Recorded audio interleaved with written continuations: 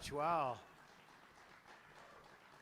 What a nice visit this was. Inspirational visit, I have to tell you. I'm a fan. I'm a big fan.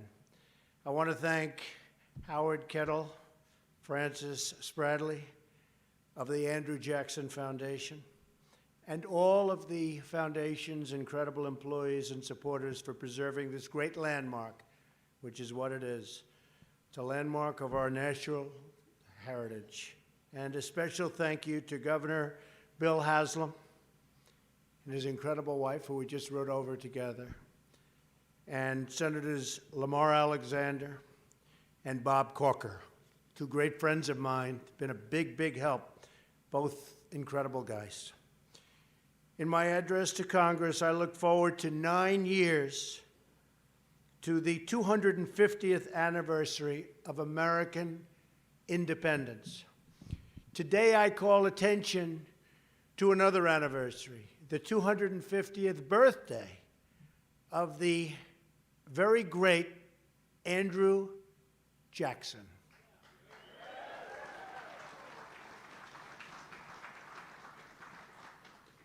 And he loved Tennessee, and so do I, to tell you that.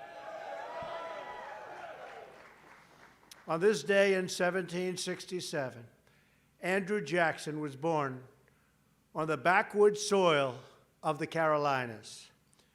From poverty and obscurity, Jackson rose to glory and greatness, first as a military leader and then as the 7th President of the United States. He did it with courage, with grit, and with patriotic heart. And by the way, he was one of our great presidents.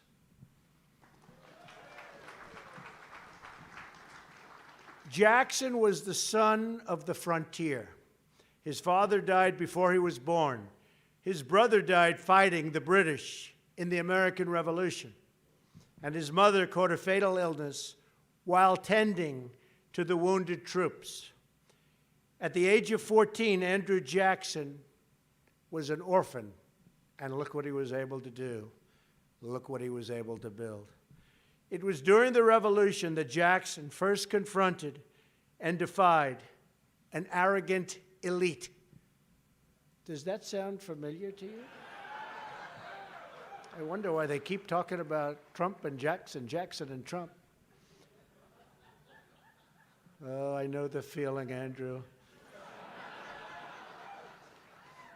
Captured by the redcoats and ordered to shine the boots of a British officer, Jackson simply refused.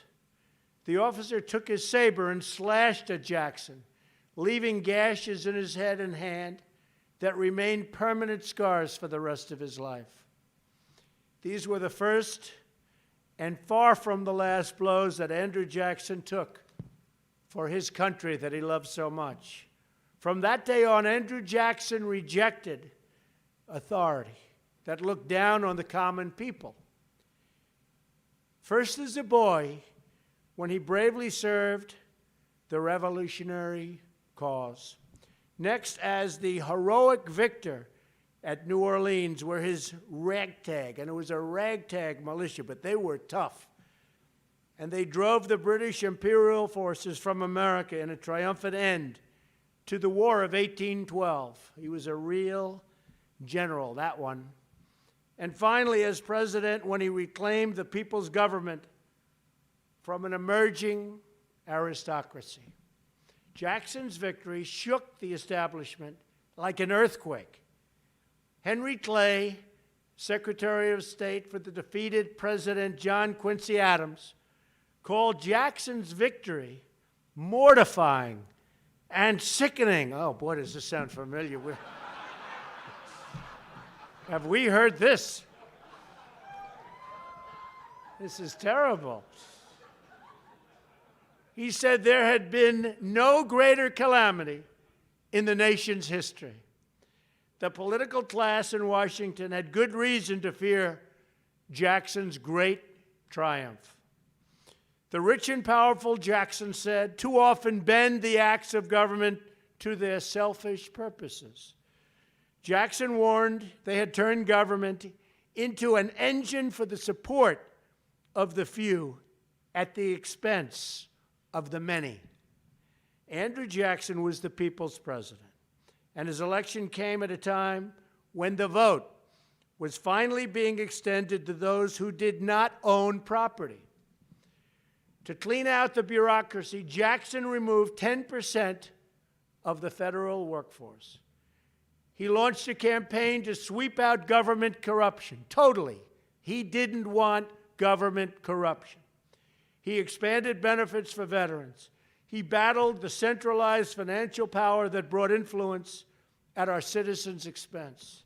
He imposed tariffs on foreign countries to protect American workers. That sounds very familiar. Wait till you see what's going to be happening pretty soon, folks. It's time. It's time. Andrew Jackson was called many names, accused of many things, and by fighting for change, earned many, many enemies.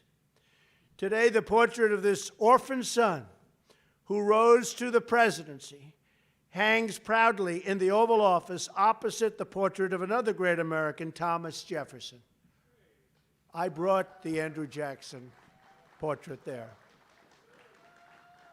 Right behind me, right, boom, over my left shoulder. Now I'm honored to sit between those two portraits and to use this high office to serve, defend, and protect the citizens of the United States. It is my great honor, I will tell you that. From that desk, I can see out the wonderful, beautiful, large, great window to an even greater magnolia tree, standing strong and tall across the White House lawn. That tree was planted there many years ago when it was just a sprout, carried from these very grounds, came right from here. Beautiful tree. That sprout was nourished. It took root. And on this, his 250th birthday, Andrew Jackson's magnolia is a sight to behold. I looked at it, actually, this morning. Really beautiful. But the growth of that beautiful tree is nothing compared to the growth of our beautiful nation. That growth has been made possible because more and more of our people have been given their dignity as equals under the law and equals in the eyes of God.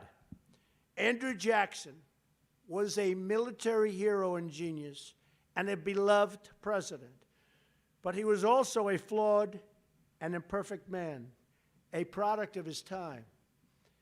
It is the duty of each generation to carry on the fight for justice. My administration will work night and day to ensure that the sacred rights which God has bestowed on his children are protected for each and every one of you, for each and every American. We must all remember Jackson's words that in the planter, the farmer, the mechanic, and the laborer, we will find muscle and bone of our country. So true. So true. Now we must work in our time to expand, and we have to do that because we have no choice. We're going to make America great again, folks. We're going to make America great again.